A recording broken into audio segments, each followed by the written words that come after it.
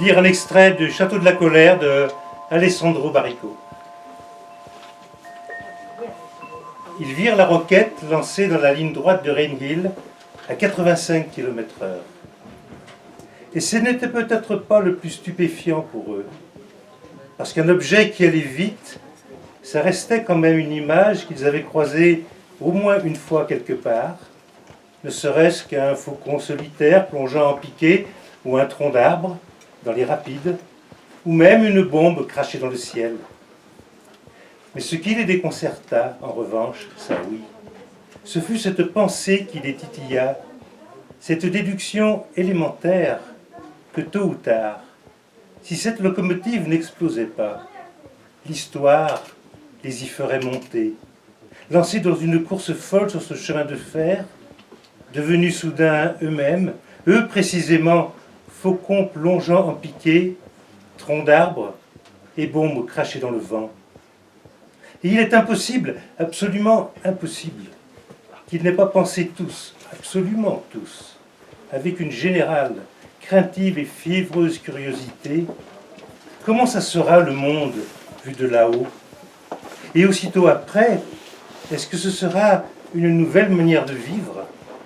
Ou bien une manière plus exacte et plus spectaculaire de mourir? Dans les trains, pour sauver leur peau, pour arrêter la rotation perverse de ce monde qui les martelait là-bas, de l'autre côté de la vitre, et pour esquiver la peur, et pour ne pas se laisser engloutir par le vertige de la vitesse qui, forcément, cognait sans cesse dans leur cerveau, autant que sur la forme de ce monde, frôlant l'autre côté de la vitre, sous des apparences jamais vues jusque-là, surprenantes sans doute, mais impossibles parce que s'abandonner à elle un seul instant relançait instantanément la course de la peur. Et donc cette épaisse et profonde angoisse qui, au moment de se cristalliser en pensée, se révélait de toute façon n'être rien d'autre que la sourde pensée de la mort, dans les trains, pour sauver leur peau, ils prirent l'habitude de s'en remettre à un geste méticuleux, un exercice d'ailleurs conseillé par les médecins eux-mêmes et d'illustres savants, une stratégie minuscule de défense, évidente mais géniale, un petit geste exact et splendide dans les trains. Pour échapper à ça, il lisait. Dans ce même livre, toujours Alessandro Baricco, Château de la Colère, il dit « Lire, ce n'est jamais que fixer un point pour ne pas se laisser séduire et détruire par la fuite incontrôlable du monde. » En accord avec le thème national de cette nuit de la lecture, qui n'est pas vraiment une nuit de lecture, mais on s'en rapproche quand même, je vais faire une 5e relecture du monde, puisque le thème c'est relire le monde.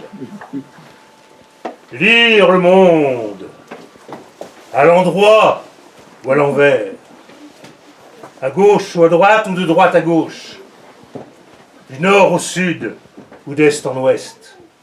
C'est toujours le monde. Et cela restera toujours le monde. On se le dise. Ça, c'est un extrait d'un ouvrage de Jean Egland, qui est un premier roman qui s'appelle Dans la forêt, et qui est une petite merveille. Que vous trouvez dans toutes les bonnes librairies. Exactement.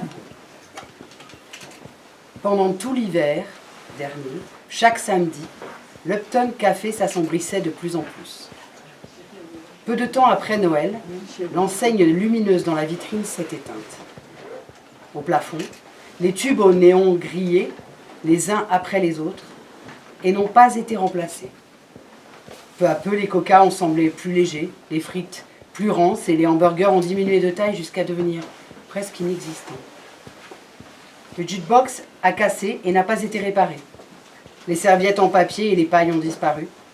Et de plus en plus souvent, bien avant la fermeture à 9 h, le gros propriétaire faisait le tour des tables en râlant et disait « Ok, les enfants, on ferme. Faut y aller maintenant. Vous revenez bientôt, ok ?» Nous ronchonnions, commandions des sodas à emporter, et tant qu'il y avait encore des verres en carton ou les transvasés, et nous nous poussions dehors de mauvais gré, dans la fraîcheur humide de la nuit hivernale. À la fin janvier, les coupures de courant étaient si fréquentes qu'on ne pouvait raisonnablement pas les imputer aux tempêtes, et vers la fin février, la ville de Redwood n'a plus eu les moyens de maintenir les réverbères de la plaza allumés. Bien sûr, nous avons tous fait des plaisanteries de mauvais goût sur les pays du tiers-monde, où les paysans n'avaient plus d'électricité dès que les lumières du château s'allumaient. Mais d'une certaine façon, nous nous sommes presque réjouis de l'absence d'éclairage et du silence des réverbères. La nuit devenait plus vaste, et plus proche, et plus excitante, et il ne nous a pas fallu plus d'une heure ou deux à nous affairer dans le noir pour découvrir le feu. C'est devenu un autre rituel de construire ce feu de camp. L'un d'entre nous a eu l'idée d'utiliser le bassin en béton de la fontaine vide comme foyer. Et petit à petit, tout le monde a pris l'habitude d'apporter à la plaza quelque chose qui pouvait brûler. Un tasseau fendu, une branche, un bout de contreplaqué voilé et une poignée de pommes de pin. Dès qu'il y avait suffisamment de bois et de cochonneries dans le bassin de la fontaine, quelqu'un grattait une allumette et enflammait les bouts de papier et d'herbes sèches à la base de notre bûcher funéraire. Nous regardions tous en silence le feu ondoyer à travers l'enchevêtrement de brindilles et de planches, et les premières étincelles s'envolaient vers les étoiles.